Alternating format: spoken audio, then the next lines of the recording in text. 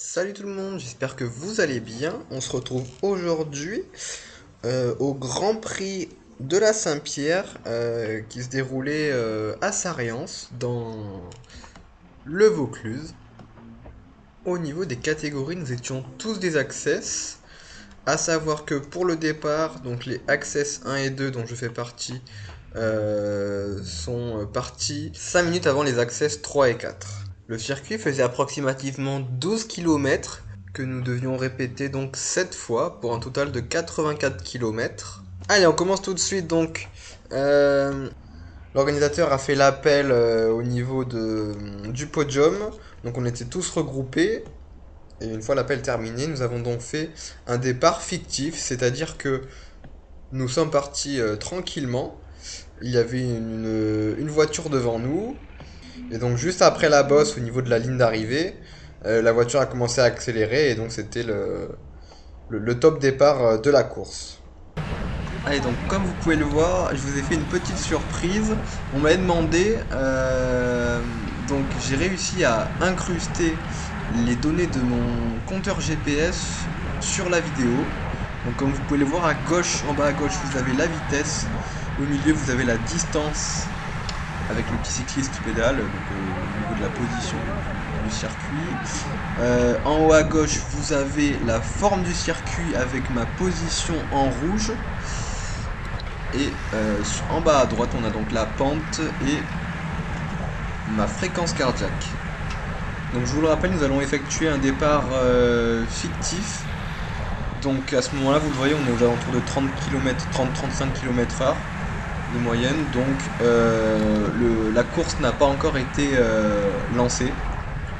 Mon cœur bat actuellement aux alentours de 150 battements par minute, ce qui correspond en fait à ma deuxième zone de fréquence cardiaque. Donc pour vous situer ça, c'est comme si je faisais une sortie endurance. Allez, c'est parti, la course vient de commencer. Ça démarre fort, ça accélère directement. Pour ma part, je me situe plutôt vers le milieu du peloton parce que lors du départ fictif, lorsqu'on était tous regroupés, on a dû sortir en passant au milieu de deux barrières. Le problème, c'est que du coup, ça a fait un peu bouchon, donc on s'est retrouvé plutôt à la fin du paquet. Donc là, je vais essayer de remonter vers l'avant, comme d'habitude, voilà, pour me placer un peu devant.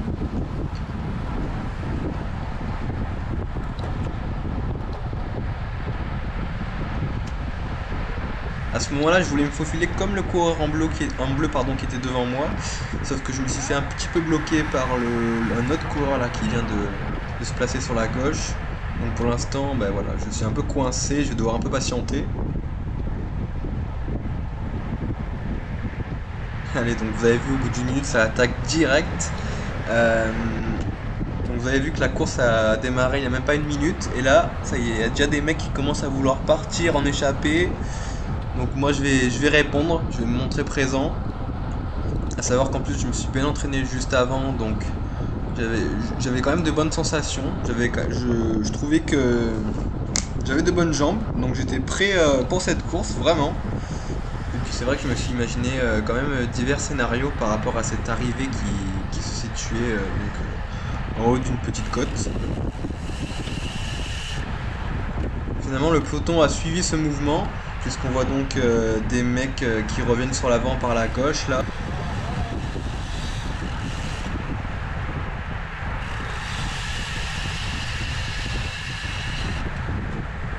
Et puis là finalement ça commence légèrement à ralentir, on le voit au niveau de ma vitesse. Je pense que les gens qui sont revenus à l'avant ont voulu un petit peu calmer le jeu. Et puis quelques instants plus tard, ça repart. Et regardez bien le coureur en noir et rouge à ma gauche. Il va me dépasser vraiment en jouant des coudes. Je n'ai pas compris parce que franchement il y avait de la place. Le problème c'est qu'il vient vraiment de me déséquilibrer, donc j'ai commencé à bien guidonner. Heureusement j'ai pu rattraper ça. Sur le moment j'ai été vraiment surpris, je me suis dit mais qu'est-ce qu'il fait? Pourquoi il me colle alors il y a 1m50 à gauche quoi. Bref, j'ai trouvé ça pas du tout fair play. Surtout que là on était vraiment à l'avant du peloton, donc si malheureusement j'avais chuté, ça aurait été une catastrophe, et tout ça à cause de cette personne là. Enfin bref, la roue tourne. Peut-être qu'un jour cette personne sera moins fière lorsqu'elle se retrouvera dans une situation inconfortable comme je viens de le vivre. Voilà. Allez, nous passons enfin le premier virage gauche.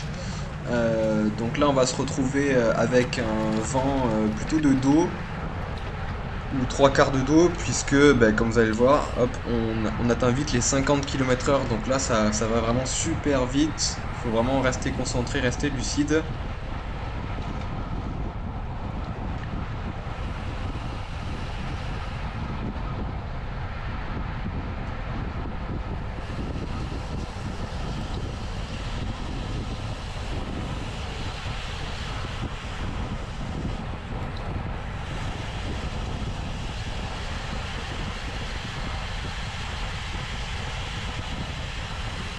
Le deuxième virage est passé, vous avez vu, ça va vite bombarder.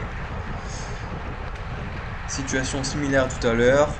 On se met tous en file indienne. Moi malheureusement je suis un peu mal positionné, je suis vraiment face au vent là, je suis sur le côté. Donc je vais essayer de me frayer une place pour pouvoir me mettre à l'abri. En tout cas ça va vraiment vite, vous voyez on est à 57-58 km/h, voire même 60 peut-être. On n'a juste pas le droit à l'erreur. Et là regardez bien, ça va aller super vite, même si je vais vous le mettre au ralenti après. Le coureur en jaune et orange devant moi va sauter un nid de poule. Pour ma part, c'est presque trop tard. Je le vois, ouais, je le vois presque trop tard. Donc je saute, mais je pense que, en fait, je ne sais plus si j'ai sauté trop tôt ou trop tard. Dans tous les cas, ma roue arrière vient taper violemment dans le nid de poule. Et là, tout de suite dans ma tête, c'est le drame. Je me dis, oh punaise, tu vas crever, c'est obligé. Et je profite justement de ce court instant de pause pour vous demander donc si, à votre avis, lorsqu'on organise une course FFC, est-ce qu'il est possible en fait que les organisateurs puissent reboucher avec du sable par exemple les gros nids de poules comme on le voit là devant moi, pour d'une part assurer la sécurité donc des coureurs, mais aussi pour la sécurité matérielle quoi, hein. Donc voilà, répondez-moi si vous avez une réponse à cette question. Moi, je suis dégoûté, j'ai vu ça vraiment trop tard. Ma vision était plus concentrée sur l'avant du groupe pour essayer de voir ce qui se passait. Et je me suis fait surprendre malheureusement comme un débutant. Voilà. Et le choc, pour vous dire, il a été tellement violent que même ma caméra qui doit être normalement stabilisée, on a vu la coup. Donc c'était pas rien quoi. Là, en fait, dans ma tête, j'ai imaginé la crevaison. Vraiment le scénario de la crevaison. Parce que pour l'instant, juste après ce nid de poule, mon pneu est toujours bien gonflé. Donc ma foi, je me dis, peut-être que j'ai une chance. Mais en même temps, comme je vous l'ai dit, c'était vraiment violent. Donc je me suis dit, à tous les coups, ça va être une crevaison lente. Et puis tu vas devoir t'arrêter quoi. Donc je continue quand même à l'avant du paquet. Puis en fait à chaque coup de pédale que je donne, j'ai peur de sentir l'arrière se dégonfler en fait. En tout cas au niveau de ma sécurité et de la sécurité des autres coureurs, ce que je fais c'est que je reste bien positionné sur la gauche, hein, je me mets pas au milieu ou quoi. Comme ça, si jamais je réalise que voilà que j'ai une crevaison, je peux directement ralentir et me poser sur le bas-côté quoi, sans gêner les autres. Voilà, donc là comme vous l'entendez, j'ai crevé. J'entends ma roue qui commence à racler un peu le bitume quoi. Donc je suis dégoûté, mais bon ça arrive, c'est le vélo. Et donc voilà, je vais m'arrêter sur le bas-côté gauche.